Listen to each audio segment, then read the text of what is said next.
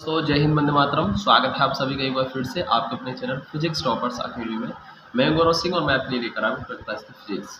देखिए, जैसा कि आप जानते हैं चैप्टर 5 और इस चैप्टर का नाम है वैद्युत चालन और हम करा रहे हैं इसमें न्यूमेरिकल्स। आज जो है हमारा लेक्चर नंबर 3 है। ठीक है, तो देखिए जैसा कि क्वेश्चन नंबर 14 आपको स्क्रीन पर दिखाई दे रहा है। इसमें देखिए अनुगमन वेग दे रखा है 5 मिलीमीटर पर सेकेंड। तो इसका मतलब है मिलीमीटर है, इसलिए 10 की पावर माइनस के 3 कर लिया इसको, तो मीटर पर सेकंड में हो गया।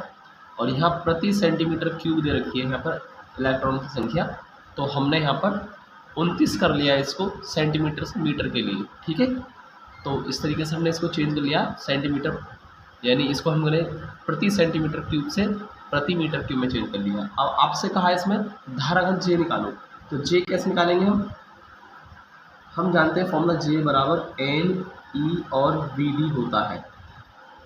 जे बराबर एन की वैल्यू हमको दे रखी है 6 गुणा 10 की पावर 29, ई का मान 1.6 10 की पावर माइनस के 19 और वी डी जो है वो 5 गुणा 10 की पावर माइनस के 3 है। ठीक है, अब आप इसको सॉल्व करके आंसर निकालें। तो देखिए कितना आएगा, 6 पंजे 30। ठीक है, 30 की 16 1.6 से गुणा कर दें, यानी 16 की 48, यानी कहने का मतलब ये हुआ 4.8 समथिंग आएगा। 4.8 गुणा 10 की power 8 ampere per metre square. ठीक है, इस तरीके से हमने इसका आंसर निकाल लिया। लेते हैं नेक्स्ट क्वेश्चन नंबर 15। देखिए स्क्रीन पर आपके सामने है, यहाँ चालक की लंबाई दे रखी है 0.2 मीटर और इसको हमने 12 वोल्ट विभवांतर की बैटरी से जोड़ा है। ठीक है, अनुगमन वेग दे रखा है और आपसे गतिशीलता पूछी है। तो देखिए हम जानते हैं गतिशीलता म्यू बराबर होता है वी डी अपॉन ई। ठीक है, अनुगमन वेग और नीचे वैद्युत क्षेत्र की तीव्रता। अब यहाँ से हम वी डी की वैल्यू जानते हैं लेकिन ई नहीं मालूम, तो ई किससे फाइंड करेंगे, वी अपॉन एल से। हम लिख सकते हैं इसको वी डी अपॉन ई की जगह हम कर सकते हैं वी अपॉन एल। ठीक है, एल ऊपर चला जाएगा यानी V D into L upon capital B. सही है। अब देखिए यहाँ से वी डी की वैल्यू हमको देखिए 3 गुणा 10 की पावर माइनस के 4 ड्रिफ्ट वेलोसिटी है ये, और एल लेंथ दे रखी है 0.2 मीटर और यहाँ से जो वी है वोल्टेज वो है हमारे 12। ठीक है, तो यहाँ से हम इसको सॉल्व कर देंगे। तो देखिए इसका जो आंसर आएगा सॉल्व करके वो आ जाएगा 5 गुणा 10 की पावर माइनस के 6। ठीक है, 5 गुणा 10 की पावर माइनस के 6 हो जाएगा मीटर स्क्वायर पर वोल्ट सेकेंड। ठीक है, ये इसका मात्रा है मीटर स्क्वायर पर वोल्ट सेकेंड। ठीक है, क्वेश्चन नंबर 16 है आपके सामने। देखिए यहाँ पर मुक्त इलेक्ट्रॉन की संख्या दे रखी है 8.5 गुणा 10 की पावर 28 प्रति मीटर क्यूब और यहाँ पर जो चालक है उसकी लंबाई दे रखी है 0.2 मीटर, क्षेत्रफल दे रखा है 10 की पावर माइनस के 3 मीटर स्क्वायर, यानी कि 1 mm स्क्वायर दे रखा है 1 मिलीमीटर स्क्वायर, इसको हमने चेंज कर लिया है मीटर में। और यहाँ पर गतिशीलता दे रखी है 4.5 गुणा 10 की पावर माइनस के 6 मीटर स्क्वायर पर वोल्ट सेकेंड। आपसे धारा आई पूछी है। देखिए धारा आई कैसे निकाल सकते हैं हम यहाँ से, हम जानते हैं आई बराबर होता है फॉर्मूला एन ई ए और बी डी। ठीक है, यहाँ से आई बराबर एन ई ए। अब इस वी डी की जगह देखिए हमको कहीं वी डी नहीं दे रखा है, यहाँ पर इस वी डी की जगह हम क्या लिख सकते हैं, हम क्या इसको म्यू ई लिख सकते हैं। क्यों लिखेंगे, क्योंकि हम जानते हैं म्यू गतिशीलता जो होती है म्यू बराबर होता है वी डी अपॉन ई। ठीक है, तो यहाँ से मैंने वी डी की जगह म्यू इंटू ई लिख दिया। ठीक, आई बराबर एन ई ए म्यू और ई। अब हमको कहीं ई नहीं दे रखा है, ई की जगह हम कर सकते हैं इसको वी अपॉन एल। क्या कर सकते हैं इसको, वी अपॉन एल, ऐसे भी हम इसको लिख सकते हैं। और देखिए यहाँ इस गिवन वैल्यू में आपको क्या दे रखा है, इसमें 4 वोल्ट, वी बराबर 4 वोल्ट भी इसमें दिया हुआ है, तो ये भी आप लिख देंगे। ठीक है, अब यहाँ से देखिए सारी वैल्यू हमारे पास है, हम रखेंगे और सॉल्व कर देंगे। आई बराबर एन की वैल्यू है 8.5 गुणा 10 की पावर 28, ई का मान 1.6 गुणा 10 की पावर माइनस के 19, ए की जगह हम लिख सकते हैं 10 की पावर माइनस के 3 म्यू की जगह हम लिख सकते हैं 4.5 गुणा 10 की पावर -6, ठीक है। और V, इस V की जगह हम लिख सकते हैं 4 वोल्ट, और नीचे है आपका L मतलब लंबाई, और वो दे रखी है 0.2 मीटर, ठीक है। सारी वैल्यू जो हमको दे रखी थी हमने रखी, और अब हमारा काम है इसको सॉल्व करना, ठीक है। कर सकते हैं आप, आपको इसको सॉल्व करके इसका आंसर निकालना है, ठीक। जब आप इसको सॉल्व करेंगे तो ये आएगा 1.22 एम्पियर, ये इसका आंसर आ जाएगा इसको सॉल्व करने, ठीक है। नेक्स्ट क्वेश्चन है 17 स्क्रीन पर आपके सामने। देखिए यहाँ पर 50 वोल्ट का विभवांतर लगाया तो परिपथ में 2 मिली एम्पियर की धारा बहती है, और यदि 60 वोल्ट विभवांतर लगाते हैं तो 3 मिली एम्पियर की धारा बहती है। तो आपसे कहा है कि बताइए ये जो परिपथ है ये ओमीय है या अनोमीय। और जैसा कि हम जानते हैं ओमीय परिपथ जो ओम के नियम का पालन करता है, और अनोमीय परिपथ जो ओम के नियम का पालन नहीं करता है।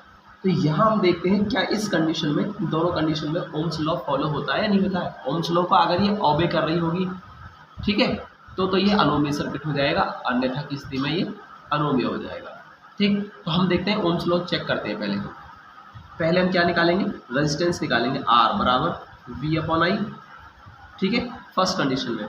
तो V1 कितना 50, और ये हमारा 2 मिली एम्पियर, यानी 2 गुणा 10 की पावर -3, 2 से कट गया हमारा 25 बार, यानी R1 आया हमारा 25 गुणा 10 की पावर -3 ओम, ठीक। इसी तरीके से अब हमने देखा सेकंड कंडीशन पर रेजिस्टेंस V2/I2 हम इसको ले सकते हैं। V2 हमारा मिलेगा 60, और I2 हमारा हो जाएगा यहाँ पर 3 गुणा 10 की पावर -3, ठीक है। ये कैंसिल हो जाएगा 20 बार, यानी हम कह सकते हैं R2 की जो वैल्यू आएगी वो कितनी आई है, R2 जो आएगा वो 20 गुणा 10 की पावर 3 आ जाएगा, ठीक है। ये आ गया। और आप देख रहे हैं यहाँ पर R1 की वैल्यू और R2 की वैल्यू क्या आ रही है, डिफरेंट आ रही है। ये 25 मिली ओम है, ये 20 मिली ओम है। तो इसका मतलब है कि यहाँ पर R की वैल्यू क्या आ रही है, डिफरेंट आ रही है, और जबकि R की वैल्यू सेम आनी चाहिए थी। चाहे एक सर्किट अगर वो ओमीय है तो चाहे वोल्टेज कुछ भी हो चाहे करंट कुछ भी हो, लेकिन दोनों का रेशो क्या रहता है, ऑलवेज कांस्टेंट रहता है, मीन्स ओम्स लॉ ओबे होता है। तो यहाँ ओम्स लॉ ओबे नहीं हो रहा है क्योंकि यहाँ R की वैल्यू डिफरेंट आ रही है, ठीक है। तो आप कह सकते हैं क्योंकि यहाँ ओम्स लॉ ओबे नहीं हो रहा है इसलिए ये एक अनओमीय परिपथ है, ठीक है। कैसा है, अनओमीय परिपथ, अनओमीय परिपथ है ये, ठीक है। क्यों है, क्योंकि यहाँ पर R1 not equal to R2 आया। अगर ये इक्वल आ जाता तो ये ओमीय परिपथ हो जाता। और देखिए अगला क्वेश्चन, क्वेश्चन नंबर 18 बहुत ही सिंपल है। रेजिस्टेंस दे रखा है आपको और कंडक्टिविटी पूछी है आपसे, यानी प्रतिरोध दे करके चालकता पूछी है। और हम जानते हैं कि जो चालकता होती है वो 1/R, ठीक है, 1 बटे प्रतिरोध होता है। अब R का मान कितना 500, तो 1/500 हो गया ये, या हम इसको लिख सकते हैं 0.5 ओम, ठीक है, 0.5 ओम -1, ये इसका क्या होगा आंसर। यहाँ ये छोटा सा मिसप्रिंट हो गया, मिस्टेक हो गई यहाँ पर, ये इतना नहीं आएगा, ये इतना आएगा, ये वैल्यू आएगी 2 गुणा 10 की पावर -3 ओम इनवर्स आएगी, ठीक है। ये इसका आंसर होगा, ठीक कर लेना इसको, ओके। लेते हैं क्वेश्चन नंबर 19। देखिए क्वेश्चन नंबर 19 बिल्कुल सेम 18 जैसा है, इसमें भी रेजिस्टेंस दिया है और जी पूछा है। तो यहाँ पर भी जी इक्वल टू 1/R, ठीक है, तो 1/R लगा देंगे हम, या 1/R की वैल्यू है 2, इसको हम 0.5 ओम इनवर्स, ठीक है, ले सकते हैं।